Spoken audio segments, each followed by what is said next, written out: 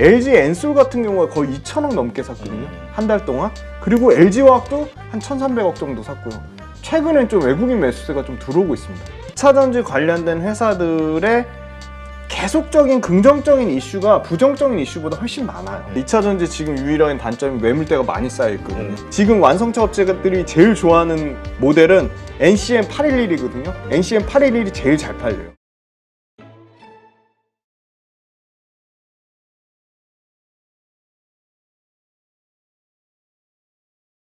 그동안 이제 2차 전지주들이 이제 많이 조정을 받았어요. 네. 그러다가 이제 테슬라가 10며칠 동안 계속 상승하는 상황이 벌어지면서 LNF를 중심으로 해서 에코프로부터 시작해서 전체적으로 좀 이렇게 한국의 2차 전지주들도 좀 같이 올라주는 흐름이 나오는 것 같아요. 최근에. 한번 우리 국내 2차 전지주의 어떤 흐름 한번 좀 설명을 해주시죠. 네네. 그 테슬라 같은 경우 확실히 테슬라의 주가가 좋으면 그 다음날 이제 오전장에 2차 전지주가 강세를 나타내는 그 모습이 확실히 보여주긴 하는 것 같아요. 아무래도 테슬라가 워낙 그 전기차 시장에서 차지하는 상징적인 의미도 크고 여전히 뭐 테슬라의 점유율이나 그런 부분이 낮아지고 있는 건 사실이지만 워낙 테슬라가 가지는 전기차 시장에서의 그 포지셔닝이 워낙 크기 때문에 그런 부분이 2차 전지 전체적인 업종에 긍정적인 영향을 좀 미치는 것 같고요. 2차 전지 업종도 테슬라 빠질 때 전체적으로 다 빠졌습니다. 근데 최근에 보시면 2차 전지 관련된 회사들의 계속적인 긍정적인 이슈가 부정적인 이슈보다 훨씬 많아요.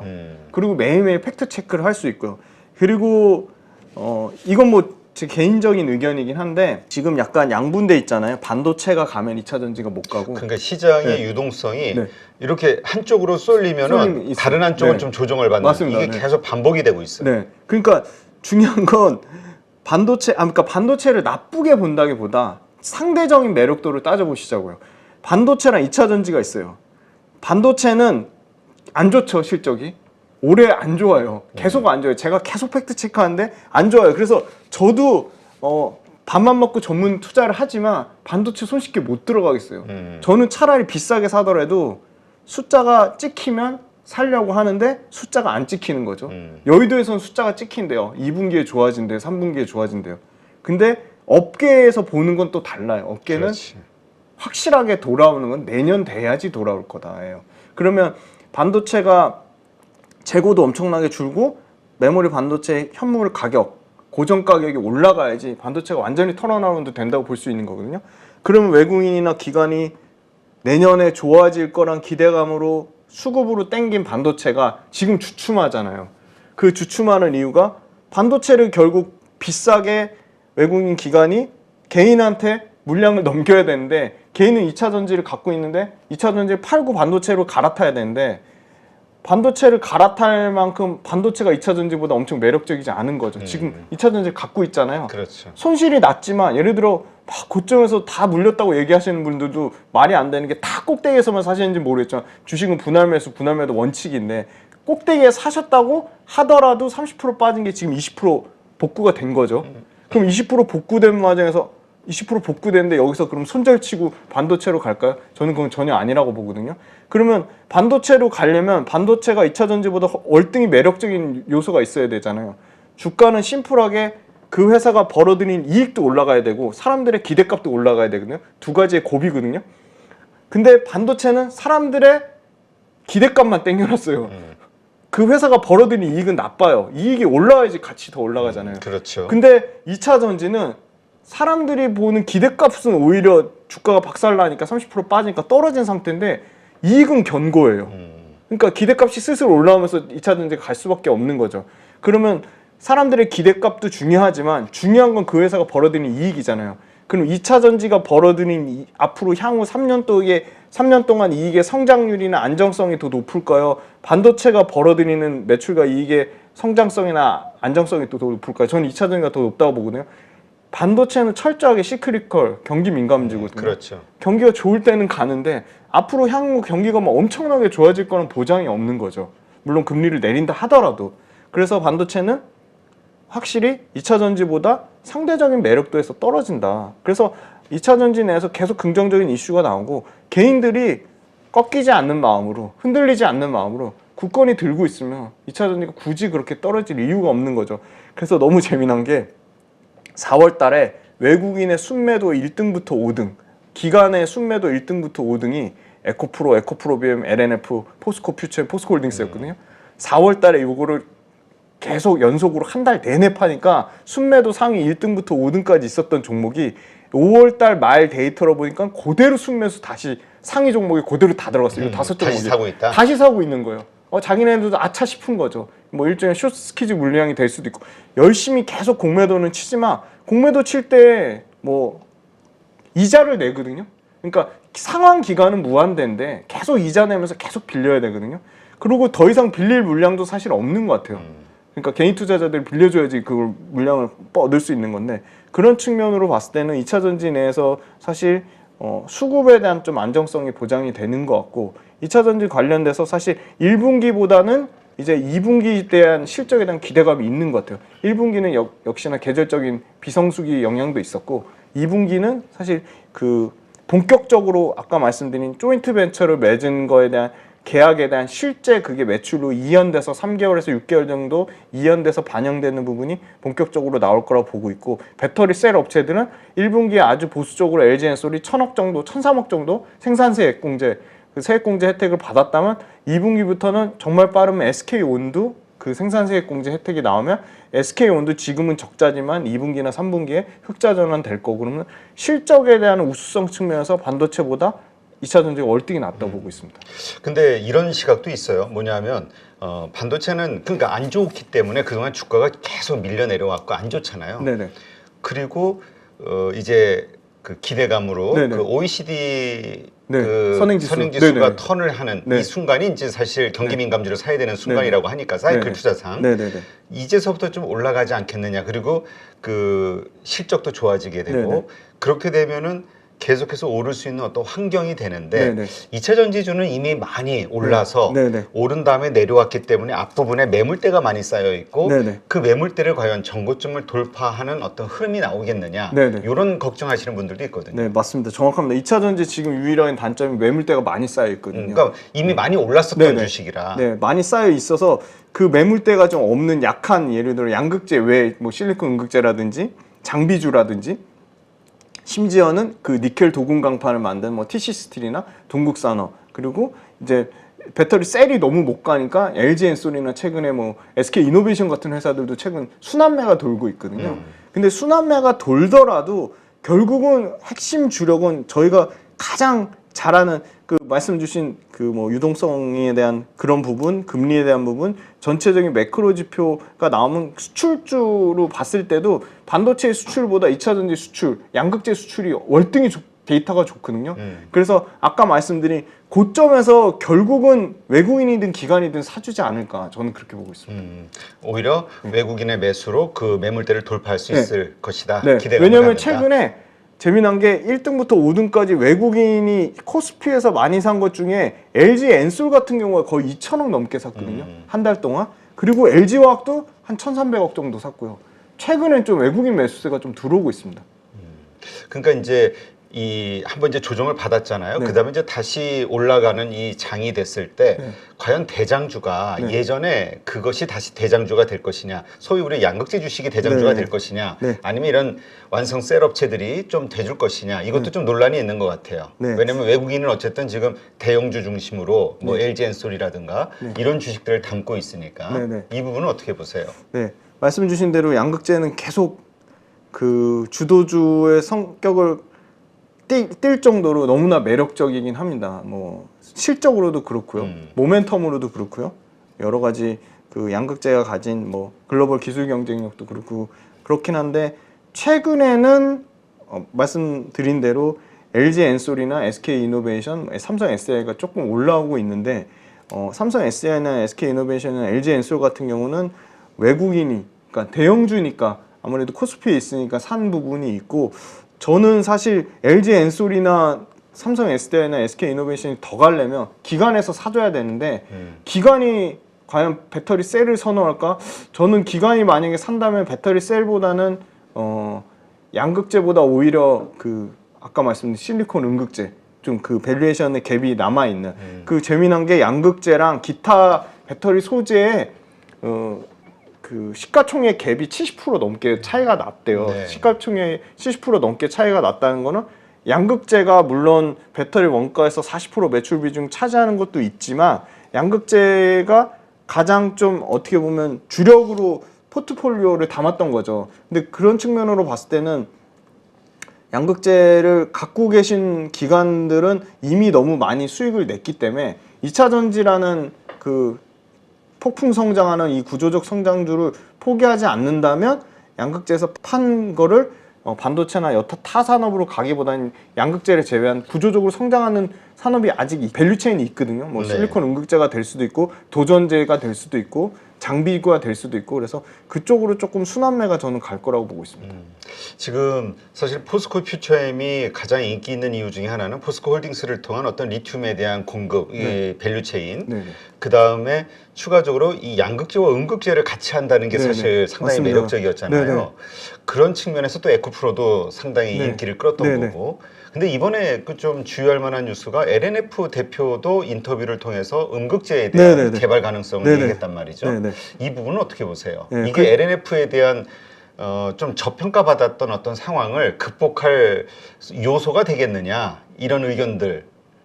LNF가 지금 밸류에이션 측면으로 봐도 한번 요 표 띄어서 말씀드릴게요. 네. 요거는 처음 갖고 오는 표 같은데 3년 평균 매출 증가율과 이익 증가율의 평균값이 아무래도 중요하겠죠. 네. 근데 먼저 가장 지금 저평가되어 있는 LG화학 같은 경우는 매출의 평균 증가율은 요것도 캐펙스로 하면 약간 수치가 다를 수도 있어요. 뭐 네이버 갖고 네이버 데이터 신뢰할 수 없다 그러는데 일단 네이버 데이터가 가장 찾기 편하니까 그냥 이걸로 말씀드릴게요. 개별적으로 캐펙스 투자로 판단해서 계산해 보셔도 됩니다.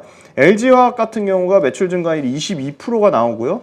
영업이익 증가율 48%입니다. 근데 특징적인 건 이게 다른 여타 양극재 업체들보다 낮다고 볼 수는 있는데요. LG화학은요. 계속 실적 추정치가 상향 조정되고 있습니다. 그러니까 저는 네이버 매일매일 들어가서 이 숫자를 체크하는데 매일매일까지 업데이트는 안 되는데 주간으로는 얘네가 계속 업데이트를 하고 있거든요. 반면에 사실 LNF나 코스모 신소재 같은 경우는 뭐 포스코 퓨처엠도 그렇고 실적 추정치가 조금씩 빠져요. 그러니까 떨어져요 오히려. 네. 근데 지금 평균치를 보시면 LNF가 3년 평균치가 51%가 나오고 이 영업이익 증가율의 평균치는 55%입니다. 굉장히 높아요. 그러니까 매출도 50% 넘게 성장하고 영업이익도 50% 넘게 성장하는 거죠. 근데 LNF는 지금 에코프로비엠하고 시총 차이가 거의 2배 가까이 나거든요. 지금 LNF가 한 10조고 에코프로가 한 20조 가까이 될 겁니다. 그러니까 지금 2배 넘게 차이 나기에는 LNF가 너무 저평가돼 있는데 지금 말씀 주신 대로 LNF도 앞단에 전구체 관련돼서 공격적으로 증설하고 그리고 음극재도 개발하겠다고 하는 거면 결국은 이 음극재의 가치를 중요하게 본 것도 있지만 LNF 측면에서 양극재에서는 워낙 포스코 퓨처엠이나 에코프로비엠이 강력하게 있으니까 캐파로도 에코프로비엠 71만 톤, 포스코 퓨처엠 61만 톤, 그 다음에 LG화학 최근에 늘리겠다고 해서 46만 톤이고요. LNF가 44만 톤이거든요. 네. 캐파 차이로도 이 정도 그러니까 거의 에코프로비엠하고 LNF 캐파 차이가 거의 70% 넘게 차이가 나거든요. 그러면 그만큼 70% 캐파 차이 나는 거는 시가총액으로도 70%는 갭이 있다고 봐야 되는 거. 매출 차이가 그만큼 나는 거니까. 근데 전구체라든지 음극재라든지 그걸 개발한다는 거는 충분히 그 저평가 요인을 해소할 수 있다고는 봅니다. 근데 본질은 양극재 생산 능력이기 때문에 그게 어느 정도까지 뭐 갭을 에코프로비엠하고 갭, 포스코 퓨처엠하고 갭을 줄일지는 사실 좀 퀘스천 마크고요. 음극재도 제가 알기로는 포스코 퓨처엠이 기존의 흑연 음극재, 대주전자재료의 실리콘 음극재, 뭐 양극재만 그 정상적으로 개발해서 생산해서 양산해서 수요까지 나오는 게 4년 이상 걸린다고 4년에서 7년 가까이 걸리는데 개발해서 그러니까 생산화하는 그쵸? 게 생산화하는 게 상용화하는 네, 게 상용화하는 게 그러니까 물론 개발해서 테스트하는 거는 2년에서 3년이면 끝나는데 그걸 실제 완성차 업체 LG엔솔이나 뭐 GM이나 포드나 이런 데 납품해가지고 80% 이상의 생산 수율이 나오려면 거기서 플러스 추가 1년에서 1.5년이 걸리는 거죠. 그래서 LNF가 여기서 음극재를 개발한다고 한들 포스코 퓨처엠의 음극재, 대주전자재료의 음극재, 기존에 지금 양산 올해 시작한 산솔케미칼의 음극재를 따라갈 수 있을까? 그거는 저는 굉장히 시간이나 기술의 갭이 있다고 봅니다. 그러니까 미래에 대한 어떤 그 순간의 어떤 기대감은 줄 수 있으나 그것이 숫자로 찍히기까지는 맞습니다. 아직도 뭐 3년 이상의 상당히 최소 시간이 3년 필요하겠네요. 이상의 근데 LNF에 대해서는 사실 저평가됐다라고 말을 하지만 그럴 만한 또 이유가 있지 않냐라고 주장하는 분들은 이게 매출이 좀 테슬라 향이다 보니까 테슬라는 맨날 자기네가 뭐 자체 내재화하겠다고 하고 뭐 별의별, 그러니까 어느 순간 어떻게 끊어질지를 모르겠다라는 이 불안감이 있는 것 같아요. 진짜 중요한 얘기를 해주셨는데 포스코 퓨처엠이 잘 되는 이유가 있어요. 에코프로비엠하고 다 코스모 신소재. 지금 완성차 업체들이 제일 좋아하는 모델은 NCM 811이거든요. NCM 811이 제일 잘 팔려요. 성능도 좋으면서 가격도 적당한 가격이니까 제일 잘 팔리겠죠. 근데 LNF는 NCM 811을 안 하고요. 그 위에 상위인 9반반을 하거든요. 더 좋은 기술. 더 좋은 거. 근데 그거는 9반반을 테슬라가 아까 말씀드린 그 CATL 배터리 쓰는 저가 모델, 그 다음에 그 LFP 배터리를 쓰는 것까지 이 9반반을 쓸 이유가 전혀 없는 거죠. 그러니까 테슬라의 단발성으로 나와서 그게 이슈는 돼서 잠깐 주가가 반짝할 수는 있으나 포스코 퓨처엠이나 에코프로비엠처럼 10년 이상 장기 공급 계약이 안 나오는 거예요. 그러니까 당연히 LNF가 저평가받는 이유가 스팟성으로는 수주가 나오는데 장기 공급 계약 안정적인 대형 뭐 40조짜리 30조짜리 수주가 안 나오는 거고, LNF가 그나마 더 성장할 수 있는 여러 아까 말씀드린 그 전구체나 음극재 개발보다는 테슬라 말고 다른 완성차 업체를 직납하는 거죠. 사실 뭐 LNF가 테슬라 직납할 때 LG 엔솔 안 끼고 하니까 LG 엔솔한테 미움털 박히는 거 아니냐, 전혀 그렇지 않았고요. 여전히 LG 엔솔은 LNF의 가장 큰 주요 고객이고, 그러니까 LNF도 자동차 완성차 업체로의 직납 다변화가 굉장히 중요하다고 보고 있고요. 그거는 LNF만의 문제가 아니고 LG화학도 전 충분히 가능성이 있다고요.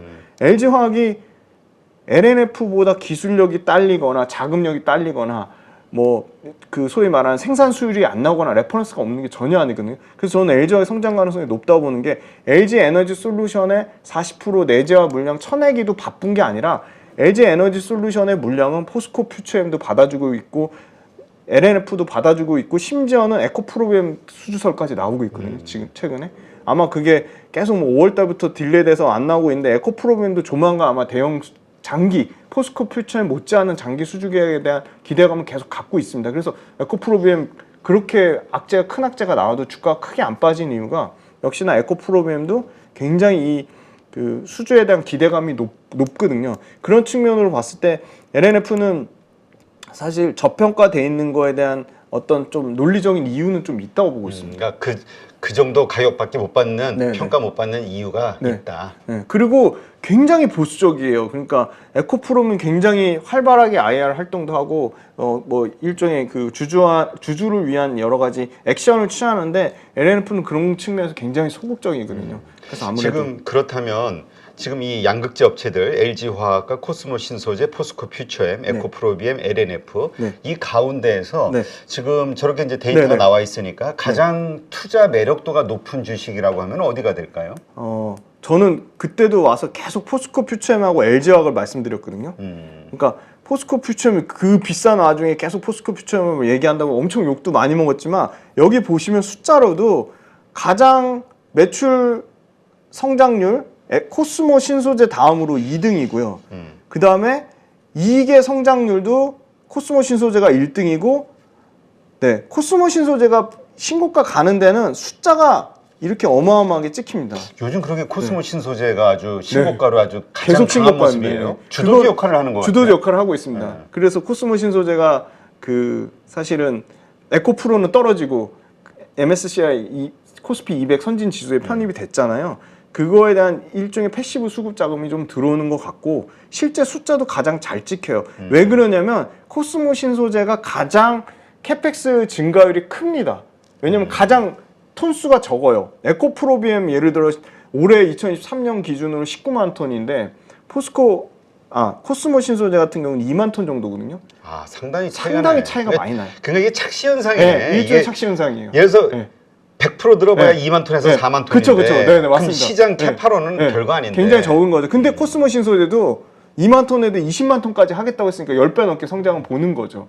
근데 이제 에코프로비엠은 지금의 19만 톤에서 71만 톤이라고 해봤자 그렇지. 3배에서 4배 정도 성장밖에 안 되는 거니까. 물론 뭐 단결장, 양극장이나 그런 게 포함이 안 돼 있다 치더라도. 그래서 성장폭 자체는 코스모 신소재가 가장 좀 여력이 많이 남아있는 거 아니냐. 그렇게 보고 있는데 저는 성장의 여력이나 자금력이나 전체적으로 비싼데 그 비싼 이유를 하는 게 역시나 아직도 가장 포스코 퓨처엠하고 LG화학이 가장 매력적으로 보여요. LG화학은 많은 분들이 그런 생각하시더라고요. 그 LG에너지 솔루션의 네네. 그 지분 네네. 일정 부분을 좀 네. 블록딜로 매각해서 생기는 돈으로 네. 만약에 집중 투자한다면 그 소재 쪽에 네네. 그럼 훨씬 아마 캐펙스가 포스코 근데 퓨처엠이나 그- 에코프로비엠하고 비교도 안 될 정도로 아마 커질 겁니다. 그럼 그쪽에 경영진들이 생각해야지 우리가 생각해봐야 이게 좀 봤으면 좋겠습니다. 어디 한번 LG화학 대표님을 한번 모시고 거의 8.25 정도면 충분히 가능성이 있지 않을까. 맞아요. 근데 LG화학 그때 긴급 뭐 해가지고 부회장님이 그 네, 실학자 부회장님. 네, 네. 직접 하는 네, 걸로 기억이 됐던 맞습니다. 그래서 그 첨단 소재 굉장히 키우겠다고 했고요. 연간 매출 첨단 소재에서만 30조 이상 하겠다고 발표했습니다. 근데 지금 어쨌든 현재 시점에서는 LG화학은 상당히 무거운 주식이라 무겁습니다. 인기는 네. 사실 없어요. 없습니다. 그 다음에 네. LG에너지 솔루션의 물적 분할에 대한 네. 그 뭐랄까 트라우마가 예, 있어서 네. 많은 분들이 또 못 믿어. 실망하신 건 굉장히 큰 것 같아요. 그냥 뭐 잘해봐야 네, 그것도 또 네. 저 물적 분할하면 어떻게 할 거야? 네, 네. 이 얘기니까. 네. 근데 LG 엔소를 투자할 바에는 LG화학이 81.8%의 지분에 대한 이익 가치를 LG화학이 가져가거든요. 근데 문제는 가져가도 네. 그 가져가는 그 이익만큼 주가가 올라줘야 되는데 그렇게 못 주가가 오르죠. 안 오르니까. 못 오르죠. 네, 네. 근데 LG화학의 많은 주주분들은 진성 주주들은 그거 믿는 것 같아요. 언젠가는 당연히 그게 됩니다. 네, 네. 시장에 반영되겠지. 네, 맞습니다. 그날까지 네, 참고 네. 기다리자. 네네. 그래서 고점 대비도 제일 많이 빠졌어요. 34% 빠졌거든요. 근데 저는 LG화학은 LG화학하고 LG화학 우선주는 배당을 많이 줍니다. 배당 수익률 한 2.78% 정도 나오는데 그 정도 배당 수익률이면 이렇게 성장하는 회사인데 배당도 주면 은행에 예적금 하지 마시고 그냥 기다린다. 이거를 계속 사서 꾸준히 그냥 비가 오나 눈이 오나 모아 두시면 LG화학도 말씀 주신 대로 첨단 소재 사업부가 벌써 올해 첨단 소재 사업부랑 배터리 사업부의 이익의 합이 석유화학 사업부의 이익을 뛰어넘거든요. 그럼 뛰어넘는 그 갭이 커지면 커질수록 LG화학 이익률도 엄청나게 좋아질 거예요. 왜냐면 1분기 실적 나오는데 아무도 기대 안 했는데 LG화학의 양극재 사업부 이익률이 이 양극재 5대 천왕의 이익률 중에 가장 높았어요. 8%의 이익률이 나왔거든요. 그런 측면으로 봤을 때는 LG화학은 자본력도 뛰어나고 배터리 원자재 가장 앞단에 뭐 미국의 리튬 광산 사는 것부터 해가지고 인도네시아 광산사하고 니켈 광산사하고 엄청나게 이 밸류체인에 대해서 진심인 회사거든요. 포스코 못지않게. 그래서 이렇게 포스코 퓨처엠이나 에코프로비엠이나 코스모 신소재나 LNF처럼 주가가 이렇게 못 갈 이유가 전혀 없다고 보고 있어요. 근데 아마 반영되는 시차의 차이가 있는 거겠죠. 네, 알겠습니다. 그 믿음으로 버텨야 되는 맞습니다. 네, 네. 구간이다 지금은. 네네. 버텨야 되는 구간이다라고 보고 있습니다. 알겠습니다. 오늘도 이렇게 해서 훈훈한 주식 유튜브 또 채널도 운영하시는 김지훈 대표와 함께 2차 전지 배터리와 관련한 그리고 테슬라 이슈와 관련한 여러 가지 점들을 좀 짚어봤고요. 오늘 좋은 인사이트 함께 해주신 김지훈 대표님 고맙습니다. 감사합니다.